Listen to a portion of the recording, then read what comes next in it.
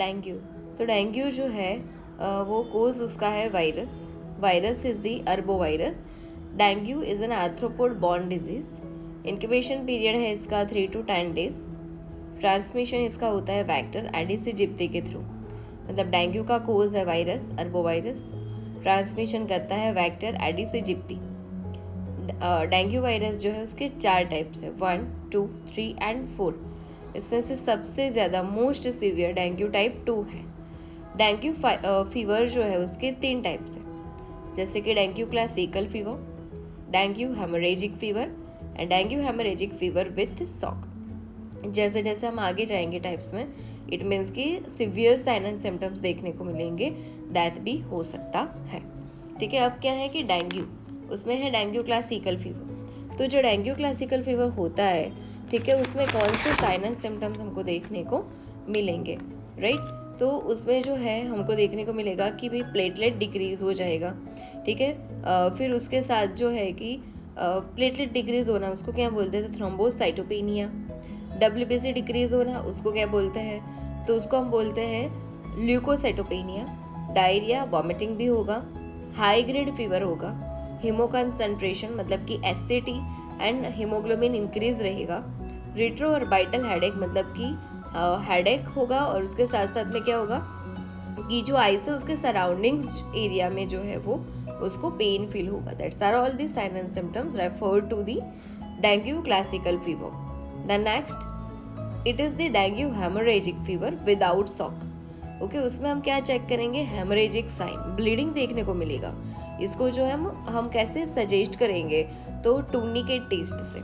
ये जो इमेज है वो सजेस्ट करती है कि how we should perform to the tourniquet test. Okay, तो टूर्निकेट टेस्ट करने के लिए हम एक्सट्रीमिटी पे बीपी कफ को या फिर टूर्निकेट को बांधेंगे, और उसके बाद डिस्टल पार्ट पे जो है हम ऐसा बॉक्स बनाएंगे जो 1 इंच बाई 1 इंच या फिर 2.5 सेंटीमीटर 2.5 सेंटीमीटर का बनेगा। अगर इस बॉक्स के अंदर हेमरेजिक स्पॉट 10 से ज़्यादा मिल रहे हैं, मतलब कि पैटेजी, और पिन पॉइंट हेमरेजिक स्पॉट जो 20 से ज़्यादा मिल रहे हैं, इसका मतलब कि ये टेस्ट पॉजिटिव है, मतलब कि हेमरेजिक साइन है, ब्लीडिंग होने की तैयारी दिख रही है इसमें। और हम बोलेंगे कि पिन पॉइंट हेमरेज, पैटेजी सबसे छोटा, उससे बड़ा इकाइमोसिस, और उससे भी बड़ा हो तो उसको बोलते हैं hematoma. Next one it's the dengue hemorrhagic fever with shock.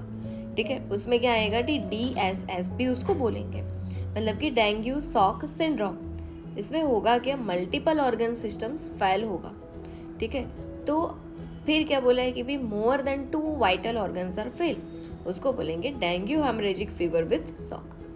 How many vital organs we have, total 5। Which one, so brain, heart, kidney, lungs and liver. Okay, next क्या होगा कि प्लूरल इफ्यूजन, बराबर, मतलब कि कॉन्सोलिडेशन ऑफ द लंग, है ना।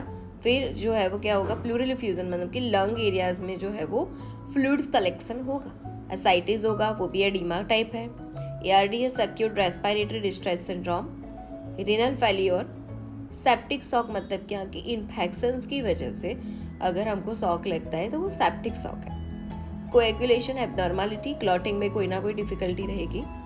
इस patient का मैनेजमेंट है वेंटिलेशन, बिकॉज ऑफ दैट कि सेप्टिक शॉक किसकी वजह से हुआ, इन्फेक्शन, तो सब लोगों को एंट्री नहीं मिलेगी।